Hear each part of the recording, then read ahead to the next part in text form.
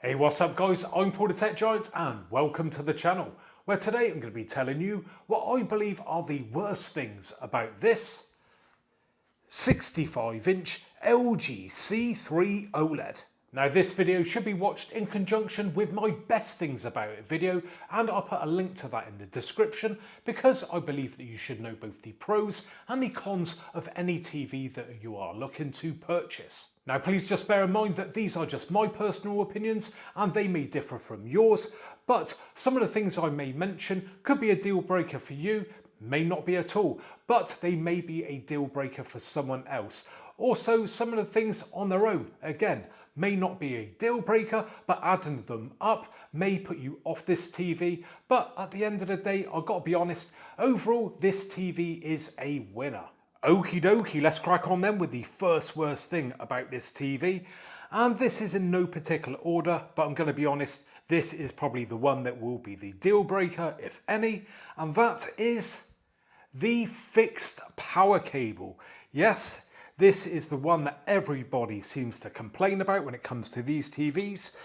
And as you can see, what I have to do is run an extension lead up to the back of the TV because yes, it is fixed round the back. Bit hard to see there, but trust me, it is. And there is no way of swapping out easily for a replacement cable which is longer. Now, if you got the TV on the supplied stand, this may not be such a big deal, but if you wall mount it like me, trust me, that power cable probably won't be long enough. And especially if you want to route the cable through the wall, it's going to be a pain because just look at it, it's a molded plug on there. So again, not easy to remove. You'd have to cut that off and maybe route the cable down through the wall and then put another plug on, which isn't ideal. I don't know why LG do this. Other manufacturers of OLED TVs, they allow you to remove the power cable. So yeah, come on LG, sort it out. It's something that we've been banging on for years about, but you're still not listening. So that is the first worst thing about this TV. Moving along to the next worst thing about this TV, and that is the updates. Now, I did mention about the updates in my best things about it video, and that was because they are, well, quick to push them out and they are regular. But the problem is, they're probably too regular. Now, the issue with this is that I always recommend turning off the auto updates on your TV because now and again you do get a bit of a dodgy one and you don't want the TV to automatically download and install it. But the problem is, if you don't have it automatically downloaded and install it, you keep getting pop-ups saying there's an update and do you want to do it? And every time you turn the TV on, it's going to come up with that and you have to keep saying no until you're sure that you want to download it. And the updates are just coming thick and fast. And I just don't know why LG can't just get it right the first time or maybe even the second time. You know, why do we have to have so many bug fixes all the time, LG? Bug fixes every single time, and they don't tell us either what they're actually fixing. So yeah, we're always left in the dark, and it comes down to someone like me to actually do the research to find out what is going on. So yeah, I think the frequency is just a little bit too much, if I'm being honest. So that is the next worst thing about this TV. Moving on to the next worst thing then, and that is the sound quality. Now, this is a very thin TV, so to be fair, we can't expect anything amazing, but I do feel it could be a bit better.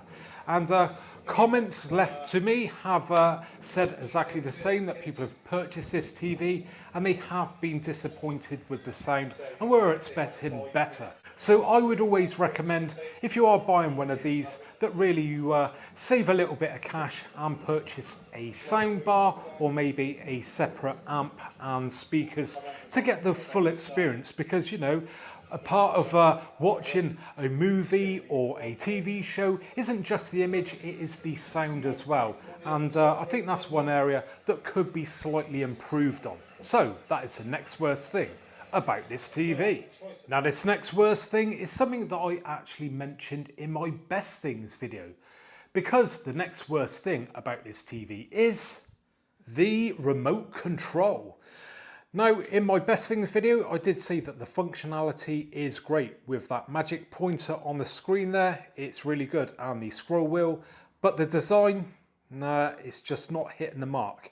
It's an all plastic affair, and I always say it looks like a remote that you'll get out of a cheap supermarket TV, and I feel it could be better. A lot of people have the same opinion as me when it comes to the remote. I think for a premium TV, I think it should come with a premium remote control. I mean, it feels nice in the hand, as in sort of the design where you've got the cutout there. Fits nice like that. But yeah, I think it could be metal and maybe backlit as well. That would be great if they could sort that out. So that is the next worst thing about this TV. The next worst thing is something that people always complain to me about. But as I say, I've got to mention it because it wouldn't be fair if I didn't. And that is the risk of burning.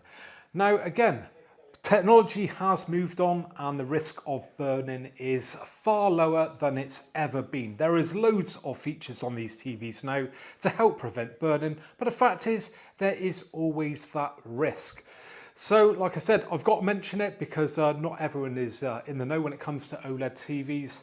And if you don't know what burn-in is, well, let's just say, for instance, you've got a channel logo up in the corner, and if you was to watch that for hours and hours on end, then potentially that logo could be burnt into the screen. Now, don't get me wrong, you're really going to have to go out of your way to get any burn-in on one of these TVs, but the risk is still there, even if it's small. But like I said, I've got to mention it because you could be that one person who ends up using the TV in, shall we say, a not conventional way, and you've got something stuck up on the screen for weeks on end, the same thing, and yes, you could then have that burning. So that is the next worst thing about this TV. Now, this next worst thing is something that's never going to put anyone off purchasing the TV, but I just want to include it because I know LG do watch my videos, and I think it's something that they could improve on, as it does ruin the overall experience when it comes to the unboxing, and that is the box itself.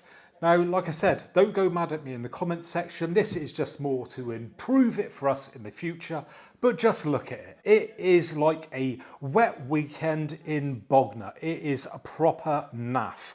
I mean, it's more exciting looking at a cornflakes box. It is just boring as hell. In the past, we would get boxes that were all singing, all dancing, full of colour. They were just shouting at you, you know, open me up, look what you've bought, you know.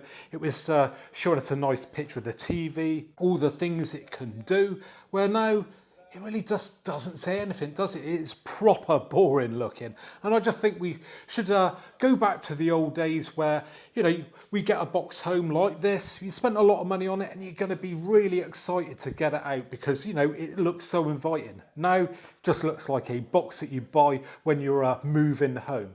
So, like I said, not going to put anyone off, but I wanted to chuck it in there. Now, this next worst thing is also a bit of a tip if you purchase one of these TVs, because the next worst thing is that out of the box, you are not getting the maximum brightness possible. So you get your TV home, you play around with it, it all looks good. But what many people do not know is if you go into the settings, you go down to general, you go down to energy saving, we have this energy saving step, and that is turned on out of the box. Problem is, that is just nerfing the brightness, and you need to turn that off to then increase that brightness to the maximum that you should be able to get. And I don't think that they should do this. You know, I'm sure that they're doing it because there's some sort of regulations.